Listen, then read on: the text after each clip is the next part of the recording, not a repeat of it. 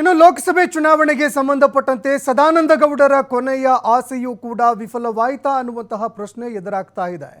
Ticket ಸಿಕ್ಕೇ ಸಿಗಲಿದೆ ಎಂಬ ವಿಚಾರ ಈಗ ಸುಳ್ಳಾಯಿತಾ? ಕೊನೆಯ ಬಾರಿಗೆ ನಾನು ಸ್ಪರ್ಧೆ ಮಾಡಬೇಕು ಅಂದ್ಕೊಂಡಿದ್ದೀನಿ, ನನ್ನ ಎಲ್ಲ ಕಾರ್ಯಕರ್ತರು, ನನ್ನ ಹಿಂಬಾಲಕರೆಲ್ಲರೂ ಕೂಡ, ಅಭಿಮಾನಿಗಳೆಲ್ಲರೂ ಕೂಡ ಎಲೆಕ್ಷನ್ಗೆ ನಿಲ್ಲಬೇಕು ಅನ್ನುವಂತಹ ವಿಚಾರವನ್ನು ಹೇಳ್ತಾ ಇದ್ದಾರೆ ಅಂತ ಮಾತನಾಡಿದರು. ಈಗ ಟಿಕೆಟ್ ಘೋಷಣೆಗೂ ಮುನ್ನವೇ ಆಸೆಯನ್ನ DVS ಅವರು ಕೈಬಿಟ್ರ? ಇನ್ನು ಕುತೂಹಲಕ್ಕೆ ಕಾರಣವಾಗ್ತಾ ಇದೆ ಸದಾನಂದ ಗೌಡರ ಒಂದು ಪ್ರಕಟಣೆ. ಕ್ಷೇತ್ರದ ಜನರಿಗೆ ಧನ್ಯವಾದಗಳನ್ನು ಮಾಜಿ CM ಸದಾನಂದ ಗೌಡ ಅವರು ತಿಳಿಸಿದ್ದಾರೆ.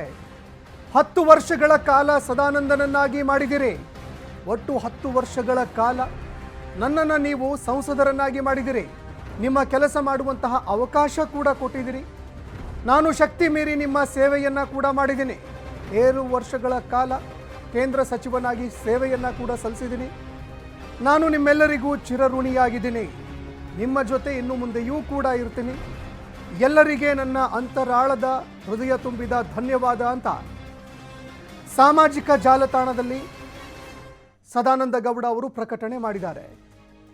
ಇನ್ನು ಇದನ್ನು ನೋಡ್ತಾ ಇದ್ರೆ ಎಲ್ಲೋ ಒಂದೆಡೆಯಲ್ಲಿ ಟಿಕೆಟ್ ಸಿಗೋದಕ್ಕಿಂತ ಮುಂಚೆನೇ ಅವರು ಕೈ ಚೆಲ್ಲಿದ್ರ, ಹೈಕಮಾಂಡ್ನಿಂದ ಏನಾದರೂ ಟಿಕೆಟ್ ಸಿಗೋದಿಲ್ಲ ಅನ್ನುವಂತಹ ವಿಷಯ ಗೊತ್ತಾಗಿ ಹೋಯ್ತಾ ಅನ್ನುವಂತಹ ಪ್ರಶ್ನೆ ಇದೀಗ ಎದುರಾಗ್ತಾ ಇದೆ.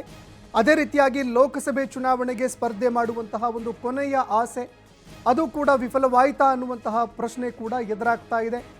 ಅದೇ ರೀತಿಯಾಗಿ ಅವರು ಟಿಕೆಟ್ ಸಿಕ್ಕೇ ಸಿಗತ್ತೆ ಅನ್ನುವಂತಹ ಮಾತನ್ನು ಕೂಡ ಹೇಳ್ತಾ ಇದ್ರು. ಲೋಕಸಭೆ ಚುನಾವಣೆಗೆ ನನ್ನನ್ನು ನಮ್ಮ ಹೈಕಮಾಂಡ್ ಪರಿಗಣನೆಗೆ ತೆಗೆದುಕೊಳ್ಳುತ್ತೆ ಅಂತ ಹೇಳ್ತಾ ಇದ್ರು. ಆದರೆ ಇದೀಗ ಕೊನೆಯದಾಗಿ ಒಂದು ಸೋಷಿಯಲ್ ಮೀಡಿಯಾದಲ್ಲಿ ಕಾರ್ಯಕರ್ತರಿಗೆ ಧನ್ಯವಾದ ತಿಳಿಸಿದ್ದಾರೆ. ಈ ಬಗ್ಗೆ ಮತ್ತಷ್ಟು ಮಾಹಿತಿ ಕೊಡ್ತಾ ಹೋಗ್ತಾರೆ ಪ್ರತಿನಿಧಿ ಶಿವಕುಮಾರ್ ಜೋಹಳ್ಳಿ ಫೋನ್ ಸಂಪರ್ಕದಲ್ಲಿ ಜಾಯ್ನ್ ಆಗಿದ್ದಾರೆ. ಶಿವಕುಮಾರ್, ಇದೀಗ ನಿರಂತರವಾಗಿ ಹೇಳ್ತಾ ಇದ್ರು ಮಾಜಿ CM DV ಸದಾನಂದ ಗೌಡರು ಟಿಕೆಟ್ ಸಿಕ್ಕೇ ಸಿಗತ್ತೆ, ಸ್ಪರ್ಧೆ ಮಾಡ್ತೀನಿ ಅಂತ. ಈ ಒಂದು ಸೋಷಿಯಲ್ ಮೀಡಿಯಾದಲ್ಲಿ ಹಾಕಿರುವಂತಹ ಪೋಸ್ಟು ಸಾಕಷ್ಟು ರೀತಿಯಾದಂತಹ ಒಂದು ಸಂದೇಶಗಳನ್ನು ಕೊಡ್ತಾ ಇದೆ. ಟಿಕೆಟ್ ಕೈ ತಪ್ಪುವಂತಹ ಸಾಧ್ಯತೆ ಇದೆಯಾ ಅಂತ? ಸಂತೋಷ್, ಈಗಷ್ಟೇ ಸದಾನಂದ ಗೌಡರು ಫೇಸ್ಬುಕ್ ಹಾಗೆ ಟ್ವಿಟ್ಟರ್ ನಲ್ಲಿ ಒಂದು ಪ್ರಕಟಣೆಯನ್ನ ಹೊರಡಿಸಿದ್ದಾರೆ. ಕ್ಷೇತ್ರದ ಬೆಂಗಳೂರು ಉತ್ತರ ಲೋಕಸಭಾ ಕ್ಷೇತ್ರದ ಜನರಿಗೆ ಧನ್ಯವಾದಗಳನ್ನ ತಿಳಿಸಿದ್ದಾರೆ. ಜೊತೆಗೆ ನನ್ನನ್ನ 10 ವರ್ಷಗಳ ಕಾಲ ಈ ಕ್ಷೇತ್ರದ ಸಂಸದನ್ನಾಗಿ ಮಾಡಿದ್ದೀರಿ, 7 ವರ್ಷಗಳ ಕಾಲ ಕೇಂದ್ರದಲ್ಲಿ ಸಚಿವನಾಗೋದಕ್ಕೂ ಕೂಡ ನಿಮ್ಮ ಸಹಕಾರ ಇದೆ, ನಿಮ್ಮ ಆಶೀರ್ವಾದ ಇದೆ. ಈಗ ನಿಮ್ಮೆಲ್ಲರಿಗೂ ಕೂಡ ನಾನು ಹೀಗೆ ಮುಂದುವರಿತೇನೆ, ಆದ್ರೆ ನಿಮ್ಗೆ ಧನ್ಯವಾದಗಳನ್ನ ತಿಳಿಸ್ತೇನೆ ಅಂತೇಳಿ ಬಹಳ ನಿರಾಸೆಯಿಂದ ಈ ಟ್ವೀಟ್ ಮತ್ತೆ ಫೇಸ್ಬುಕ್ ಸ್ಟೇಟಸ್ ಅನ್ನ ಹಾಕ್ತಂತೆ ಕಾಣಿಸ್ತಾ ಇದೆ. ಯಾಕೆಂದ್ರೆ ಕೊನೆಯ ಕ್ಷಣದವರೆಗೂ ಇಲ್ಲಿಯವರೆಗೂ ಕೂಡ ಸದಾನಂದ ಗೌಡರು ಬೆಂಗಳೂರು ಉತ್ತರ ಲೋಕಸಭಾ ಕ್ಷೇತ್ರದಲ್ಲಿ ಟಿಕೆಟ್ ಆಕಾಂಕ್ಷಿಯಾಗಿದ್ರು. ಯಾಕೆಂದ್ರೆ ನನಗೆ ಹೈಕಮಾಂಡ್ ಮಿಸ್ ಮಾಡೋ ಹೈಕಮಾಂಡ್ ಕೊಟ್ಟೆ ಕೊಡುತ್ತೆ ಅಂತ ಒಂದು ವಿಶ್ವಾಸದಲ್ಲಿದ್ದು. ಯಾಕೆಂದ್ರೆ ಹಿಂದೆ ಕಳೆದ 4-5 ತಿಂಗಳ ಹಿಂದೆನೆ ಈ ಬಾರಿ ಸುಮಾರು 10 ರಿಂದ 12 ಹಾಲಿ ಸಂಸದರಿಗೆ ಟಿಕೆಟ್ ಸಿಗೋದಿಲ್ಲ ಅನ್ನುವಂತಹ ಚರ್ಚೆಗಳು ಕೂಡ ಶುರುವಾಗಿತ್ತು. ಆದ್ರೆ ಎಲ್ಲೋ ಒಂದು ಕಡೆ ಸದಾನಂದ ಗೌಡರು ಆ ಒಂದು ಚರ್ಚೆಗಳು ಬಂದ ಸಂದರ್ಭದಲ್ಲಿ ನನಗೆ ಈ ಬಾರಿ ಟಿಕೆಟ್ ಮಿಸ್ ಆಗುತ್ತೆ ಅನ್ನುವಂತಹ ನಿರಾಸೆಯಲ್ಲೇ ಇದ್ರು.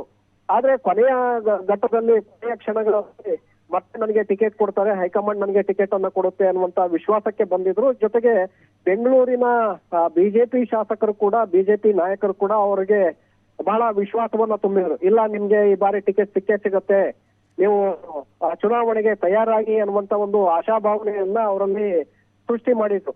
ಸೊ ಹಾಗಾಗಿ ಸದಾನಂದ ಗೌಡರು ಕೂಡ ಬಹಳ ವಿಶ್ವಾಸದಲ್ಲೇ ಇದ್ರು. ಆದ್ರೆ ಈಗ ಅವರ ಟ್ವೀಟ್ ಮತ್ತೆ ಸ್ಟೇಟಸ್ ಅನ್ನ ನೋಡಿದ್ರೆ ಈಗ ಬಹುತೇಕ ಅವರಿಗೆ ಟಿಕೆಟ್ ಇಲ್ಲ ಅನ್ನುವಂಥದ್ದು ಬಹಳ ಸ್ಪಷ್ಟವಾಗಿ ಹೈಕಮಾಂಡ್ ಸಂದೇಶವನ್ನ ಅವರಿಗೆ ರವಾನಿಸ್ತಂತೆ ಕಾಣಿಸ್ತಾ ಇದೆ. ಯಾಕಂದ್ರೆ ದೂರವಾಣಿಯ ಮೂಲಕ ಅವರಿಗೆ ಇಲ್ಲ, ನಿಮ್ಗೆ ಈ ಬಾರಿ ಟಿಕೆಟ್ ಇಲ್ಲ ಅನ್ನುವಂಥದ್ದನ್ನ ಬಹಳ ಕ್ಲಿಯರ್ ಆಗಿ ಸ್ಪಷ್ಟಪಡಿಸಿರ್ಬೇಕು. ಸೊ ಆ ಕಾರಣಕ್ಕೆ ಇಲ್ಲಿಯವರೆಗೂ ಕೂಡ ಕೊನೆಯ ಆಸೆಯನ್ನ ಇಟ್ಕೊಂಡಿದ್ದಂಥವ್ರು ಈಗ ಏಕಾಏಕಿ ಸ್ಟೇಟಸ್ ಅನ್ನ ಹಾಕ್ತಾರೆ, ಟ್ವೀಟ್ ಮಾಡ್ತಾರೆ ಅಂತ ಅಂದ್ರೆ ನಿಜಕ್ಕೂ ಕೂಡ ಸದಾನಂದ ಗೌಡರಿಗೆ ಬೆಂಗಳೂರು ಉತ್ತರ ಲೋಕಸಭಾ ಕ್ಷೇತ್ರದ ಬಾಗಿಲು ಸಂಪೂರ್ಣವಾಗಿ ಮುಚ್ಚಿದೆ ಅನ್ನುವಂಥದ್ದು ಇಲ್ಲಿ ಬಹಳ ಸ್ಪಷ್ಟ. ಹಾಗಾಗಿ ಹೊಸಬರಿಗೆ ಅವಕಾಶವನ್ನು ಮಾಡಿಕೊಡುವಂತಹ ಸಾಧ್ಯತೆಗಳಿದೆ. ಆ ನಿಟ್ಟಿನಲ್ಲಿ ಸದಾನಂದ ಗೌಡರ ಸ್ಟೇಟಸ್ ಮತ್ತೆ ಟ್ವೀಟ್